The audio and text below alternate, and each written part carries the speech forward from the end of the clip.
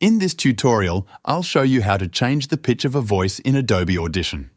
By the end, you'll know how to make a voice sound either higher or lower, depending on your needs. First, let's start by giving the audio a quick listen so you can hear how it sounds before any changes are made. This is a voice sample for Adobe Audition. Now to adjust the pitch, let's go up to the top bar and click on Effects. From there, scroll down and select Time and Pitch. Under this menu, you'll find an option called Pitch Shifter. Click on that and it will bring up the pitch adjustment settings. In the Pitch Shifter window, you'll see a setting called Semitones.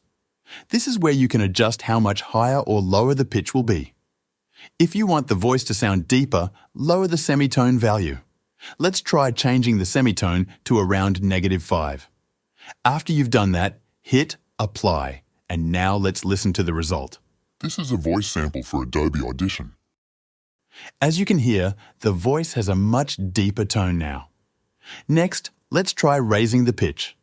To do that, go back to the Effects menu at the top, select Time and Pitch again, and choose Pitch Shifter.